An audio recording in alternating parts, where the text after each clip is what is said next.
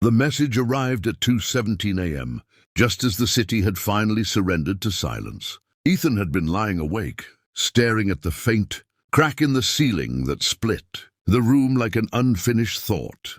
Sleep had abandoned him weeks ago, ever since his father's voice had disappeared from the world. The nights were the worst. They stretched too long, filled with echoes of things unsaid. His phone vibrated once against the wooden nightstand, a soft, almost hesitant sound. He reached for it, half expecting nothing, half hoping for something he couldn't name. There was a single notification. No contact name, no number, just a link. He frowned, thumb hovering over the screen. The message had no text, no explanation. Just that strange, silent invitation. For a moment, he considered ignoring it, deleting it, going back to staring at the ceiling and pretending time could rewind itself. Instead, he tapped it. The screen flickered, and a video opened. At first, it was just darkness. Then slowly an image formed. A dimly lit room. A familiar room. Ethan's breath caught in his throat. It was his father's study. The same cluttered desk. The same dusty shelves filled with books he never read but never let go of. The same old lamp that flickered before it fully lit, as if it too needed time to wake up. The camera shifted slightly, and then his father stepped into view. Ethan sat upright, heart pounding so violently it felt like it might tear through his chest. "No," he whispered, his voice breaking under the weight of disbelief. His father looked older in the video than Ethan remembered. Or maybe that was just the lighting, the shadows, the quiet sadness in his eyes. He sat down in the chair behind the desk, exhaling slowly as if preparing himself. "If you're watching this," his father began, his voice steady but soft, "then it means I wasn't able to say everything I needed to." Ethan's fingers tightened around the phone. "This isn't how I wanted to talk to you," his father continued, glancing down for a moment. "But life doesn't always give us the endings we plan." Ethan felt something sharp twist inside him. He remembered the last conversation they had, the argument, the words thrown carelessly, like stones that couldn't be taken back. "You never listen," Ethan had said. "You don't understand," his father had replied.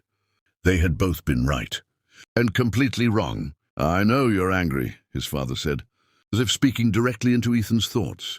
"You have every right to be. I wasn't always the father you needed."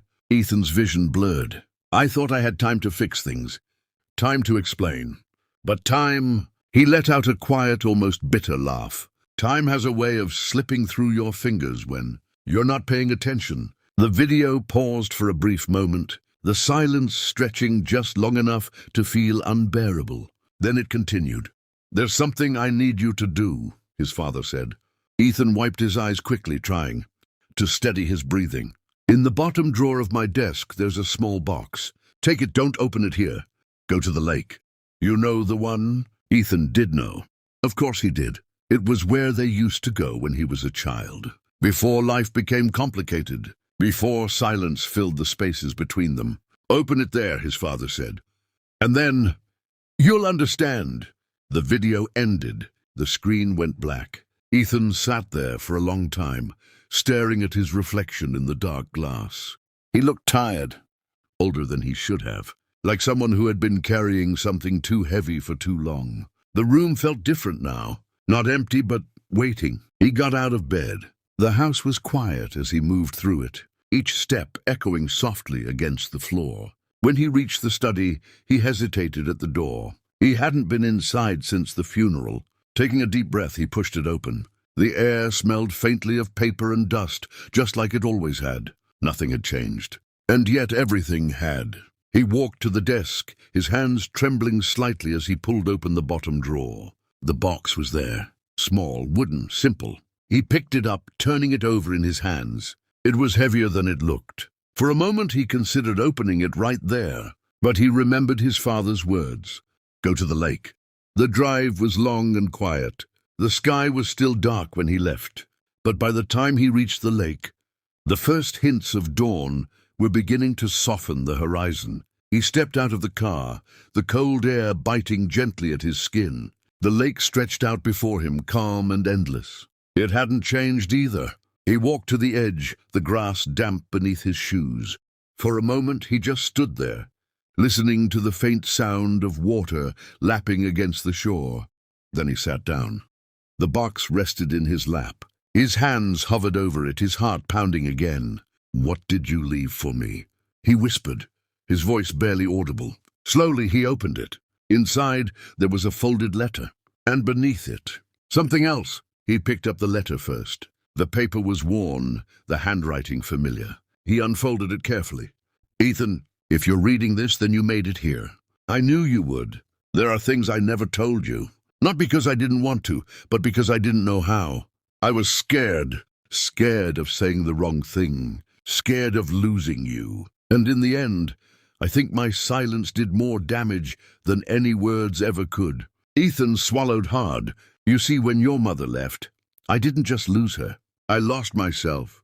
I didn't know how to be both a father and a whole person. So I chose to be neither, at least not the way you deserved.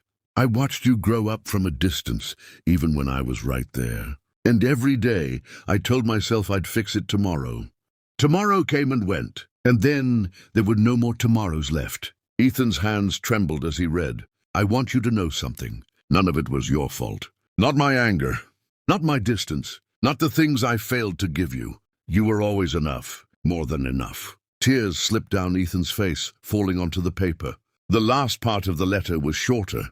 "In the box, there's something that belonged to you. I kept it all these years because I wasn't ready to let go of the version of you that still needed me. But you don't need me anymore. And that's not a loss. That's something beautiful. Live your life, Ethan. Don't wait for tomorrow. Love fully. Speak honestly. And when you feel lost, come back here. I'll always be with you.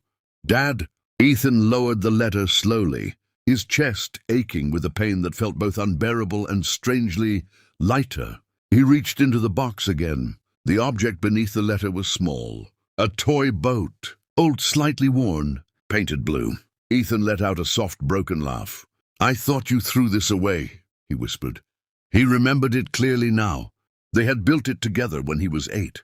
A simple project that had turned into an entire afternoon of laughter, glue-stained fingers, and quiet happiness. He had cried when it broke years later. His father had told him it was just a toy, but he hadn't thrown it away. He had kept it. All this time, Ethan held the boat gently, his fingers tracing its edges. The sun had begun to rise now, casting a soft golden light over the water. He stood up slowly, walking closer to the edge. For a moment he hesitated. Then he placed the boat onto the surface of the lake.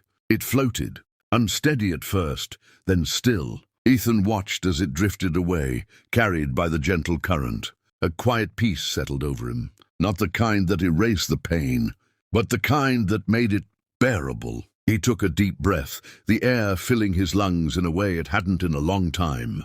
"I forgive you," he said softly. The words felt fragile, but they were real. "And I'm sorry." The lake didn't answer, but somehow it didn't need to. Ethan stood there until the boat became a small blue dot in the distance, until the sun fully claimed the sky. When he finally turned to leave, something inside him had shifted. The past hadn't changed, but the way it held him had. And for the first time in a long time, tomorrow didn't feel like something to fear. It felt like something to live.